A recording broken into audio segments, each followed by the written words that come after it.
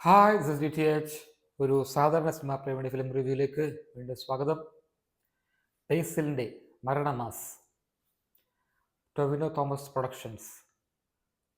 ബേസിൽ കൂടാതെ സുരേഷ് കൃഷ്ണ, രാജേഷ് മാധവൻ, അനിഷ്മ അനിൽകുമാർ, സിജു സണ്ണി എന്നിവർ അഭിനയിക്കുന്നു.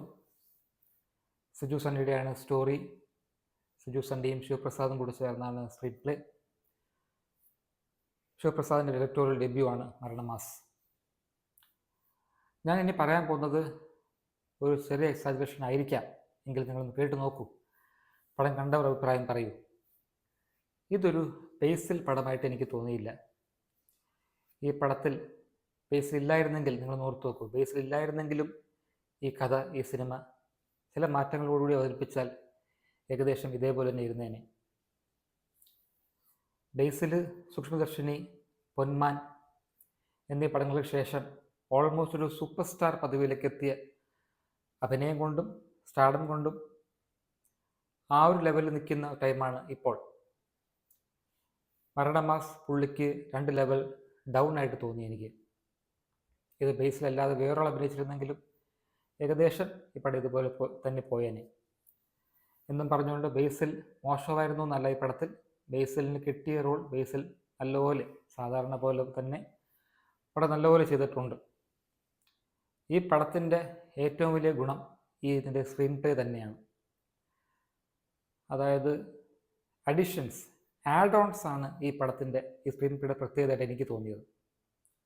അതായത് നോർമലായിട്ട് പോകുന്നൊരു കഥയിൽ ഇതും കൂടെ ചേർത്തേക്കാം, നോർമലായിട്ട് പോകുന്നൊരു സീരിയൽ ഇതും കൂടെ ചേർത്തേക്കാം, നോർമലായിട്ട് പോകുന്നൊരു സ്റ്റോറിയിൽ ഈ ട്വിസ്റ്റും കൂടെ ചേർത്തേക്കാം.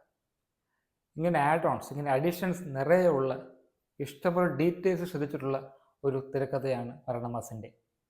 അതിൽ സിജു സണ്ണിക്ക് അഭിമാനിക്കാം. ഒരുപാട് ഡീറ്റെയിൽസ്, എണ്ണിയാ തീരാത്ത കണക്കുള്ള ഫൈനൽ ഡീറ്റെയിൽസ് ഉള്ള പടമാണ് മരണമാസ്.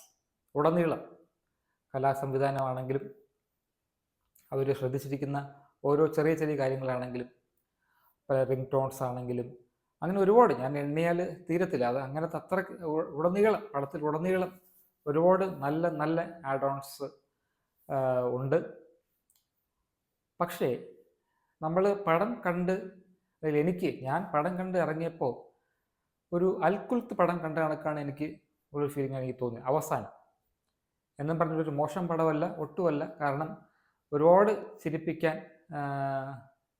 ചിരിപ്പിച്ച സിനിമയാണ്. അതായത് ഇഷ്ടംപോലെ സീനുകളിൽ നമ്മൾ ചിരിക്കുകയും ഒരു പുഞ്ചിരിയോട് കൂടിയാണ് എപ്പോഴും നമ്മൾ ഈ പടം കണ്ടുകൊണ്ടിരുന്നത്. 1-2 സന്ദർഭങ്ങളിൽ നമ്മൾ ഉറക്കെ ചിരിക്കുന്ന സീൻസും ഉണ്ട്. എന്താണോ ആ പടം ഉദ്ദേശിച്ചത്, ആ പടം അവർക്ക് ഡെലിവറി ചെയ്യാൻ പറ്റിയിട്ടുണ്ടെന്നാണ് എൻ്റെ തോന്നൽ. പക്ഷേ ഇത് ചില സ്ഥലങ്ങളിൽ ഓവർ ദ ടോപ്പായിട്ട് പോകുന്ന എനിക്ക് തോന്നി. അത് ഇഷ്ടപ്പെടുന്നവരും കാണും, ഇഷ്ടപ്പെടാത്തവരും കാണും. ഇഷ്ടപ്പെടാത്ത ഒരാളാണ് ഞാൻ. മിക്ക സീൻസിലും, അല്ലെങ്കിൽ പല സീൻസിലും കുറച്ച് ഓവറായി പോകുന്ന രീതിയിലുള്ള ഡയലോഗ്സും തിരക്കഥയായിട്ട് തോന്നി. ഇതിൽ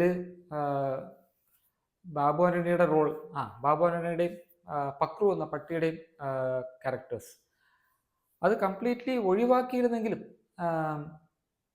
ഈ പടം ഇതാണ് തന്നെ പോയേനെ. പക്ഷെ ഞാൻ നേരത്തെ പറഞ്ഞ കണക്ക് എനിക്ക് തോന്നുന്നു സിജു സണ്ണി ചെയ്യാൻ ശ്രമിച്ചിരിക്കുന്നത് എക്സ്ട്രാ ഇടാനാണെന്ന് തോന്നുന്നു. അതായത് നോർമലായി പോകുന്ന കഥയിൽ നിന്ന് ഒരു extra addition, extra add on ഹ്യൂമറിന് വേണ്ടി. ബൈ ദ വേ ഇതൊരു ഡാർക്ക് കോമഡിയാണ്, ഡാർക്ക് ഹ്യൂമറാണ് പടം. ഒരു മെയിനായിട്ടൊരു ബസ്സിൽ സംഭവിക്കുന്ന ഒരു കാര്യമാണ്. ഒരു രാത്രി 3-4 പേര് ഉൾപ്പെടുന്ന ബസ്സിൽ, ഒരു ബസ് യാത്രയിൽ സംഭവിക്കുന്ന ഒരു കാര്യമാണ് എൻ്റെ മെയിൻ തീം. ഞാൻ നേരത്തെ പറഞ്ഞ അഡിഷൻസിൻ്റെ ഭാഗമായിട്ടാണ് പൂജ മോഹൻരാജിൻ്റെ ക്യാമിയോയും ഗുരു സോമസുന്ദരത്തിൻ്റെ ക്യാമിയോ ഒക്കെ വരുന്നത്. ഉടനീളം അങ്ങനെയുള്ള എക്സ്ട്രാ ക്യാരക്ടേഴ്സ്, എക്സ്ട്രാ ട്വിസ്റ്റ് ഒക്കെ നിറയെ ഉള്ള പടമാണ് മരണമാസ്. എനിക്ക് തോന്നിയത് ഇത് ബേസിൽ പടത്തിനേക്കാൾ ഉപരി ഇതിൽ കയ്യടി എല്ലാം കൊണ്ടുപോയിരിക്കുന്നത്, അല്ലെങ്കിൽ പ്രകടനത്തിൻ്റെ മികവായാലും എനിക്ക് തോന്നിയത് ഇതൊരു രാജേഷ് മാധവൻ്റെയും സുരേഷ് കൃഷ്ണയുടെയും പടമായിട്ടാണ് എനിക്ക് തോന്നിയത്. കാരണം സൂക്ഷ്മദർശിനിയിലെ പോലെ ഇതൊരു ബേസിൽ വേഴ്സസ് നസ്രിയ ഫൈറ്റ് കണക്കുള്ള അത്രയ്ക്ക് ബേസിലിന് ഇമ്പോർട്ടൻസ് ഉള്ളൊരു പടമായിട്ട് എനിക്ക് തോന്നിയില്ല. അതേ കണക്കിന് പൊന്മാനിലെ ബേസിലിൻ്റെ ശക്തമായ കഥാപാത്രത്തെ പോലെ ഒരു കഥാപാത്രമല്ല ബേസിലിൻ്റെ ലൂക്ക് എന്ന കഥാപാത്രം മരണമാസിൽ. അനുഷ്മ അനിൽകുമാർ അഭിനയവും ക്യാരക്ടറും എനിക്ക് ഇഷ്ടപ്പെട്ടു, രസമുണ്ടായിരുന്നു. അയ്യാം കാതലിലൂടെ ഫേമസ് ആയ അനുഷ്മ അനിൽകുമാർ. പക്ഷെ നമ്മൾ കുറ്റങ്ങൾ കണ്ടുപിടിക്കാൻ നോക്കിയാലും ഇതൊരു സ്മോൾ ഫിലിമാണ്, ഇതൊരു സ്മോൾ ബഡ്ജറ്റ് ഫിലിമാണ്.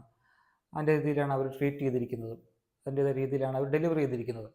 അതുകൊണ്ട് തന്നെ അവർ ഉദ്ദേശിച്ച കാര്യങ്ങൾ അവർക്ക് ഡെലിവർ ചെയ്യാൻ പറ്റി എന്ന് എനിക്ക് തോന്നുന്നുണ്ട്. അവർ ഉദ്ദേശിച്ച കാര്യങ്ങൾ നല്ലപോലെ പോർട്ട് ചെയ്യാൻ പറ്റിയിട്ടുണ്ട് എന്ന് എനിക്ക് തോന്നുന്നുണ്ട്.